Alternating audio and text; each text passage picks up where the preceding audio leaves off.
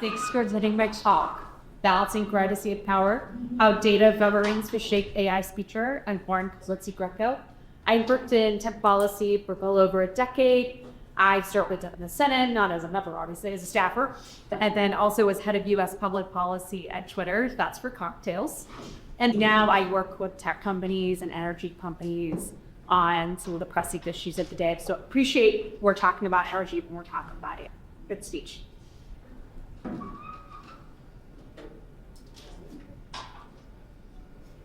If we're looking at data governance, it's really important to look back as to where we've been and where we are now.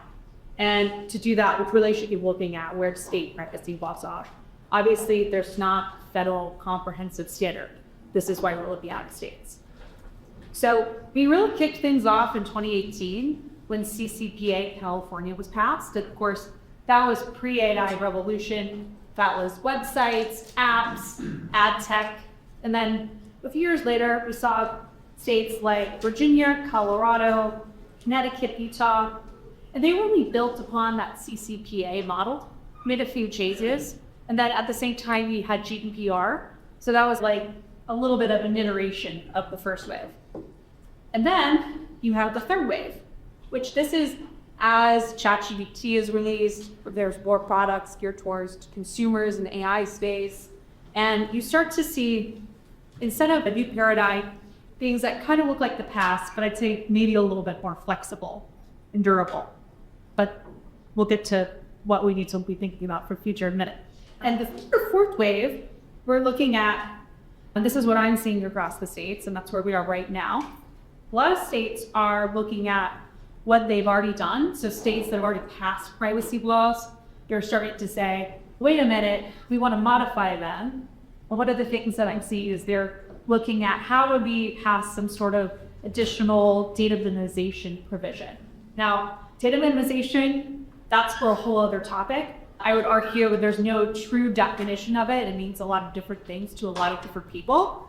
But what it looks like right now is there's a headline concern of the day, and then the lawmakers in the states say, we need to ban this data for this use because of this problem.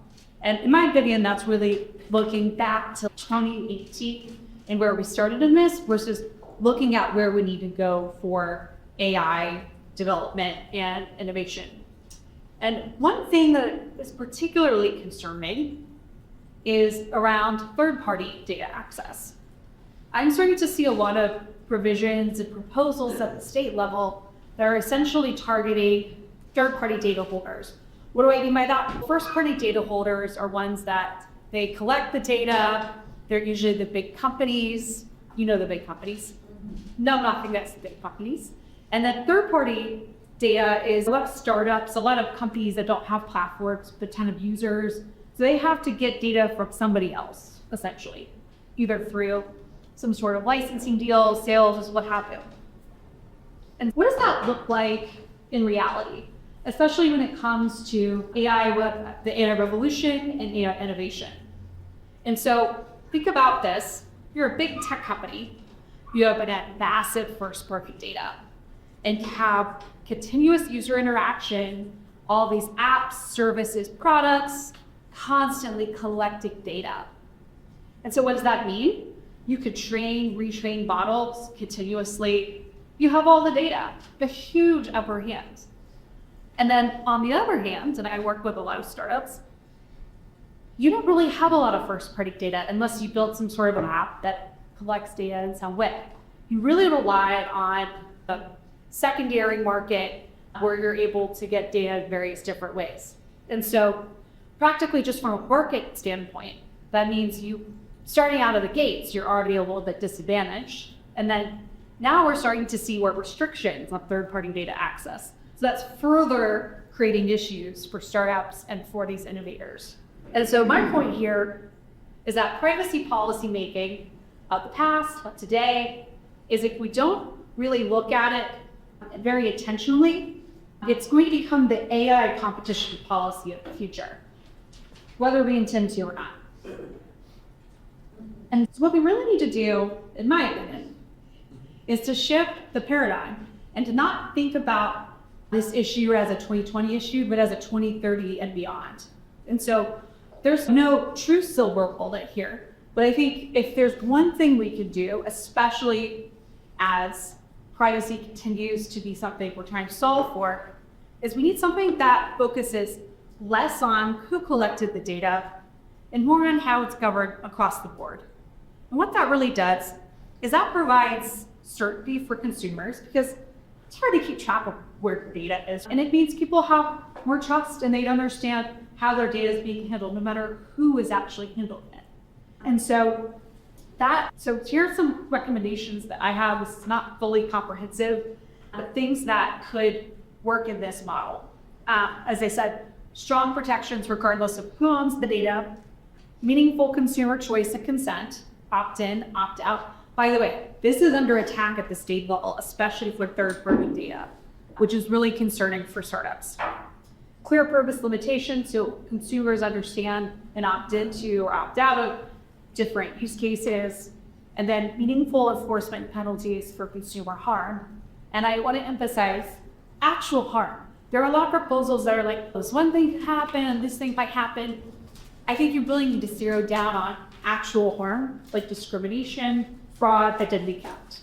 And then this needs to be consistent across states. I understand that states want to innovate, but this technology doesn't know state borders. It really needs to be consistent.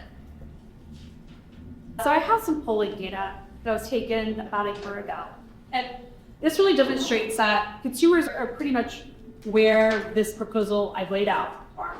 The first is consumers recognize that if the government is banning the use of sharing the data, typically it raises costs and it reduces competition and therefore innovation. My second one is, what do people actually care about when it comes to the harms? They're really concerned about things like online fraud, identity theft, and I think if we took this poll again today, we'd probably see more around discrimination, things like your insurance rates, getting a reservation, that sort of thing, where data is used against you for pricing, that sort of thing. And then finally, and I think this one's really important, especially within the data minimization context, we asked, when it comes to privacy, who should decide how and if your personal data is used or not? And overwhelmingly, consumers, they want to make that decision because they know that when they make the decision to share or not share, there is an economic cause and effect, and they want to make sure that they have some control over that. And no knock on big tech companies or government or Congress, but people, they ultimately want to decide. So finally, I think it's possible to have strong yet equitable privacy protections that benefit both consumers and startups and our innovators that we want to encourage.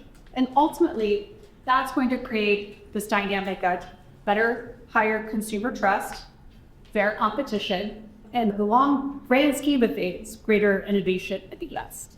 So thank you so much. Really appreciate it.